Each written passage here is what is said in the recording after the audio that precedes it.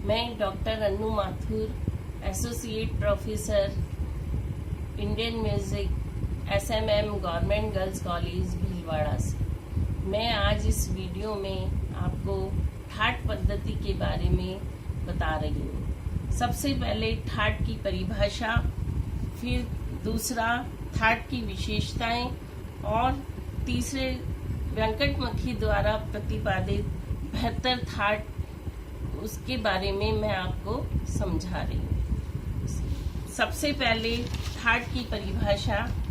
ठाट की परिभाषा मेल स्वरों के उस समूह को कहते हैं जिससे राग उत्पन्न हो सके।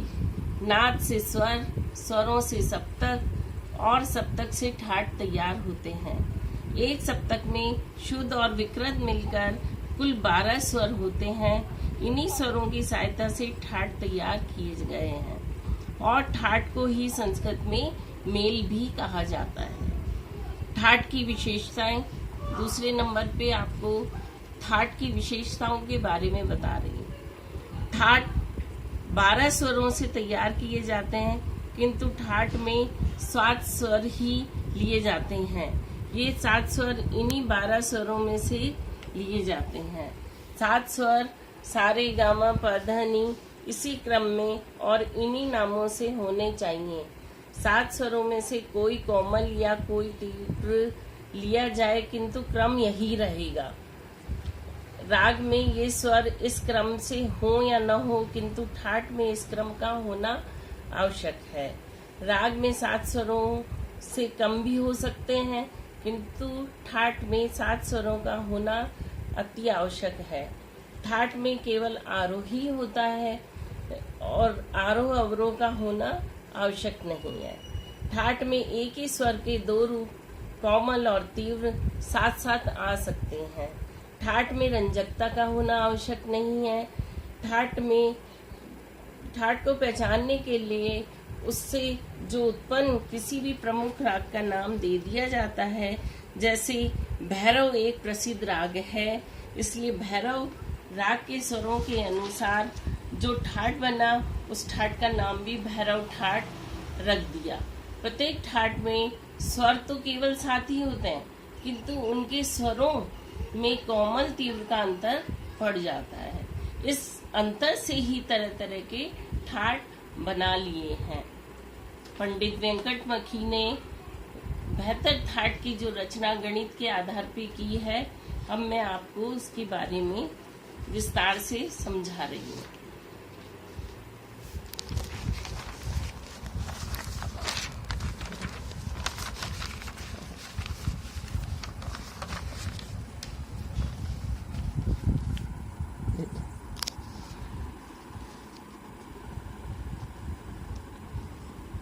पंडित वेंकटमखी के अनुसार सप्तक में अधिकतम 12 ठाटों की रचना हो सकती है। ठाटों की रचना विधि इस प्रकार है।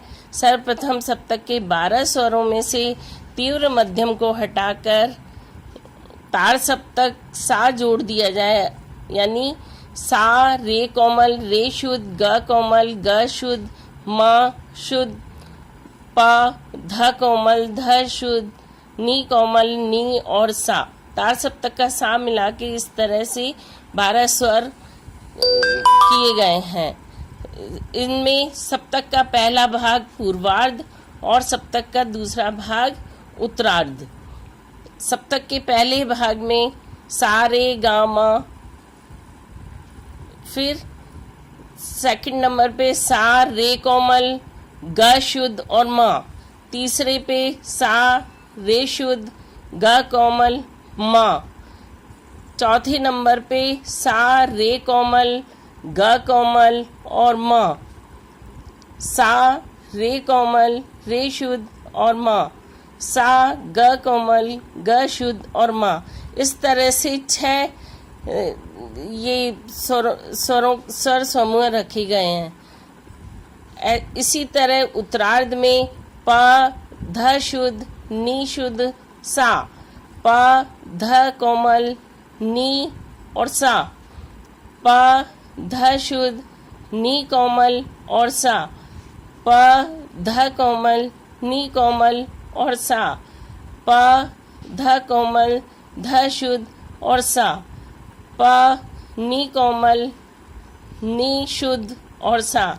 इस तरह से उपरोक्त विधि के उपराग से पूर्वार्ध के 6 स्वरूपों में उत्तरार्ध की सभी में 7 स्वरावलियों को बारी बारी जोड़ने पर यह मेल या थाट में 7 संख्या, यानी सबको इस तरह से पहले नंबर पे हम सारे गामा, फिर इसको पहले से जोड़ा, फिर दूसरे नंबर से जोड़ा, फिर तीसरे से, फिर चौथे से, फिर 5वें नंबर से और पहले कोई छठे नंबर से।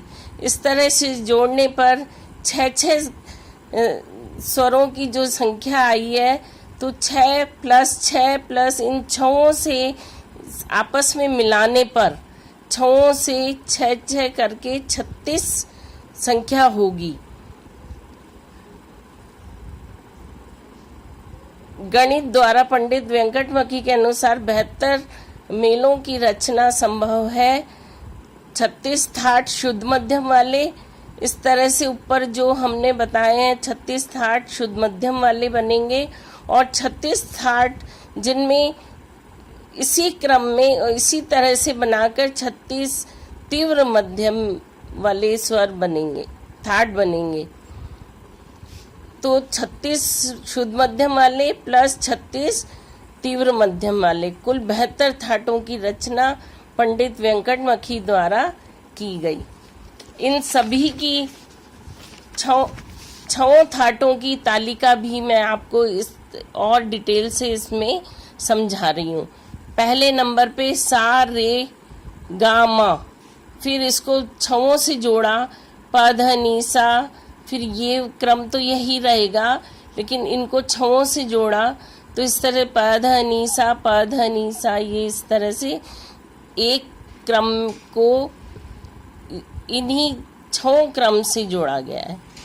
सेकंड नंबर पे सेकंड नंबर का समूह लिया और उसको भी 1 2 3 4 5 6 6 के साथ इनको मिलाया गया है। इस तरह से ये पूरी तालिका में मैं आपको तालिका स्पष्ट रूप से समझा रही हूँ।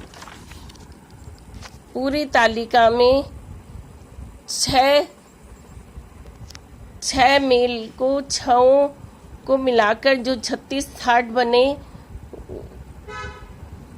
उसको आप आराम से देखिए।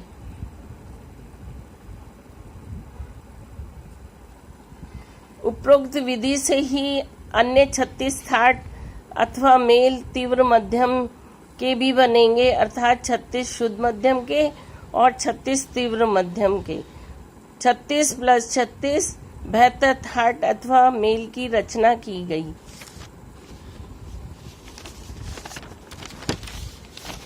धन्यवाद।